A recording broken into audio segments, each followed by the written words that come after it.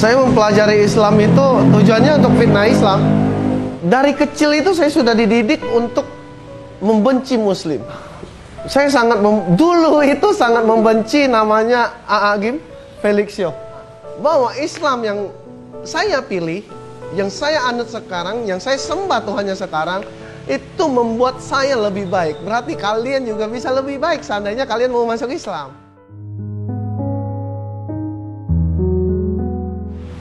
Dulu itu sebenarnya lebih ke mengalah sih, karena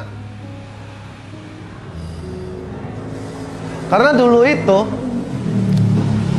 tujuan saya mempelajari Islam itu untuk keburukan lah, bukan sebuah hal positif yang dilakukan oleh seseorang gitu. Memang sengaja mempelajari Islam untuk keburukan, maksudnya gimana? Saya mempelajari Islam itu tujuannya untuk fitnah Islam. Tujuan di awal pertama kali saya membuka Al-Quran, membuka hadis, itu tujuan pertamanya itu ya benar-benar ingin menjatuhkan Islam gitu. Tujuan pertamanya. Kurang lebih selama 5 tahun saya membaca Al-Quran dan hadis. Di awal-awal memang tujuannya itu nggak bagus gitu. Tapi sebagai seorang lelaki, di keluarga saya mengajarkan saya untuk menjadi seorang yang gentleman. Kalah yang mengaku kalah. Ya kalau menang jangan jumawa. Saya udah kalah dengan Islam, udah kalah telak gitu. Saya mencari sebuah bukti untuk saya fitnah, tapi tidak menemukan sesuatu hal sekecil apapun itu untuk saya fitnah Islam. Dan akhirnya karena saya merasa saya kalah, saya lelaki, saya gentleman, ya udah saya kalah dari agama ini. Berarti saya harus menjadi penganut agama itu. Aku nggak bisa menjelaskan secara rinci sih, tapi ini bukan kesalahan pada suku Tionghoanya ya. Saya tidak mewakili siapapun di sini, tapi saya menjelaskan diri saya yang dulu. Dulu, ketika masih bukan Islam, dari kecil itu saya sudah dididik untuk membenci Muslim. Entah itu didikan dari lingkungan segala macam seperti itu. Karena saya tinggal di tempat mayoritas itu ya orang yang bukan Islam gitu. Ketika dulu saya melihat orang Islam itu gimana ya, selalu melakukan hal yang sia-sia. Sholat 5 kali seperti, lu emang gak ada waktu lain apa? Gak ada kesibukan lain? Hanya untuk berdoa sama Tuhan lu. Emang Tuhan lu bisa ngasih lu apa?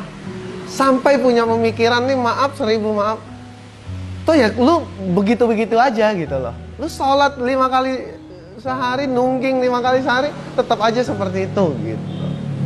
Itu pemikiran saya dulu. Saya dulu itu sangat membenci namanya A'agim Felixio. Entah, A'agim saya nggak tahu kenapa saya benci dia. Mungkin karena dia selalu ada di TV swasta, di TV nasional.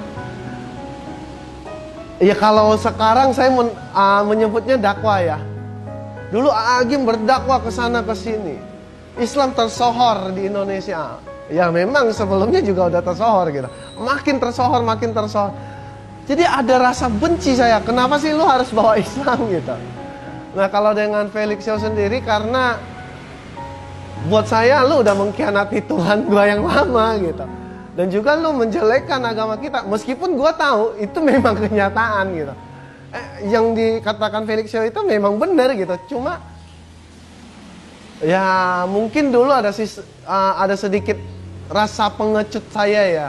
Tidak mau diketahui, ini loh yang gua anut ini salah. Mungkin seperti itu. A'agim dengan Felixio sudah pernah. Waktu itu di sebuah acara keislaman ya. Ada sebuah acara di GBK. Saya bertemu dengan Ustadz A'agim. Orangnya santai gitu. Malah tidak mau pengawalan. Waktu itu kami relawan Mualaf Center itu sebagai penjaga ya di sana, untuk menjaga mungkin agar tidak ada miskomunikasi antara agama Islam dengan agama yang lain karena ada event ini gitu. Kadang-kadang kan ada orang di luar Islam yang bertanya-tanya.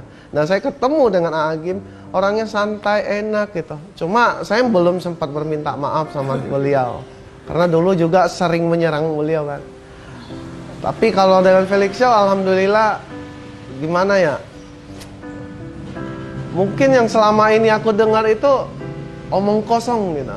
Karena penggambaran seorang Ko Felix, orangnya keras, pengikut aliran sesat. Ya kalau mindsetnya orang, kita punya mindset itu, pengikut aliran sesat, itu pasti udah kasar, suka maki-maki orang, perawakannya nggak enak dilihat, seram gitu. Tapi qadarullah, saya bertemu dengan Ko Felix, dia malah meluk saya dan bertanya satu hal yang nggak terpikir, dan sampai sekarang pun saya masih memikirkan hal ini.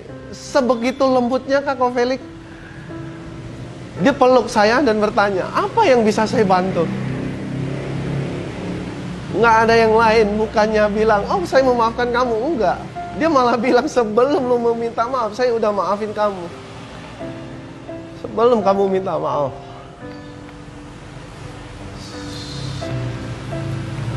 Maaf ya, gue agak emosional karena keinget kalau masa lalu memang agak emosional.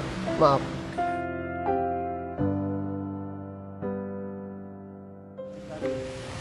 Yang berubah tentunya setelah, di awal-awal sih masih seperti biasa.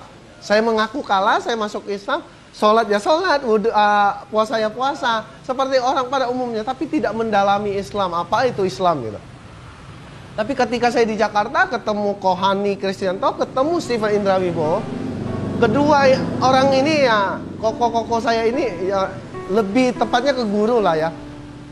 Mereka mengajarkan Islam perlahan-lahan kepada saya. Karena Islam ini tidak bisa kita serap sekaligus. Harus pelan-pelan, step by step. Sampai sekarang saya masih belajar itu. Belajar Islam. Sampai sekarang saya malah merasa, setelah mulai banyak belajar tentang Islam, saya harus lebih sabar. Saya harus menjadi Wendy yang lebih baik dari sebelumnya. Saya ingin menunjukkan kepada saudara-saudara saya, kepada mungkin suku Tionghoa, bahwa Islam yang saya pilih, yang saya anut sekarang, yang saya sembah Tuhannya sekarang, itu membuat saya lebih baik. Berarti kalian juga bisa lebih baik seandainya kalian mau masuk Islam. Seperti itu. Kalau Mami sangat mendukung ya. Kalau mungkin ke Cece sama Koko yang lain, setelah menikah kami ada miskomunikasi. Menikah dengan istri saya yang sekarang mungkin ada miskomunikasi sedikit lah. Ini salah saya gitu. Cara saya berkomunikasi yang kurang waktu itu. Nah kalau Mami sampai sekarang satu-satunya di keluarga yang paling mendukung saya. Beliau sampai detik ini pun ketika di setiap Ramadan dia pasti telepon tuh subuh-subuh. Udah bangun belum? Udah bangun belum? Sampai saya udah punya istri, udah punya anak, dia telepon, saya bilang, udah nggak usah capek-capek.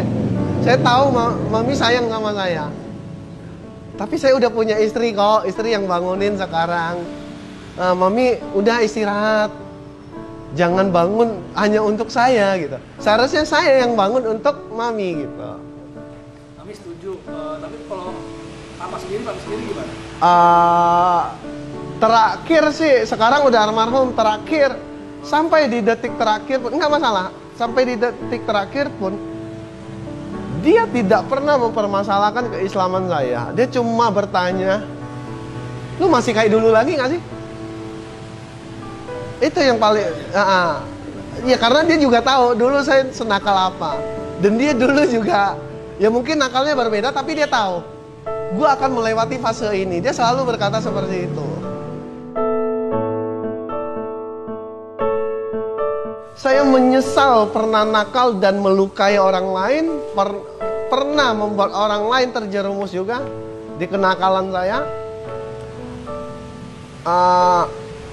Tidak, karena kalau tanpa proses ini, saya tidak akan mengenal Islam. Tidak akan pernah mengenal Islam.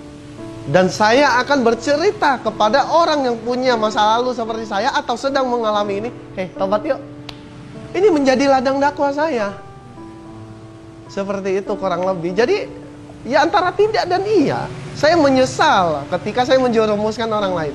Tapi ketika untuk diri saya tidak menyesal karena tanpa proses ini saya tidak akan ketemu dengan Islam.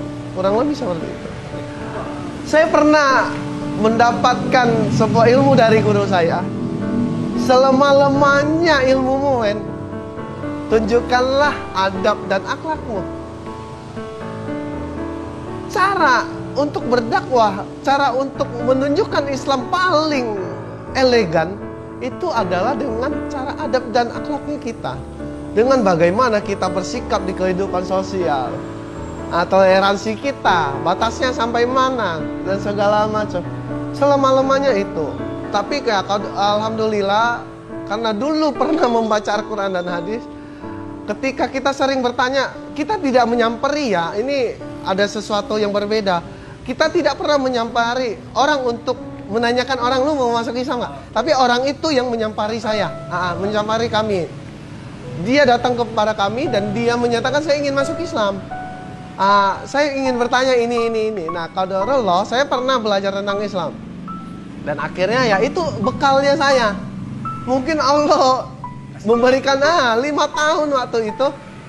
Lu kayaknya jalannya ke sini deh, gitu.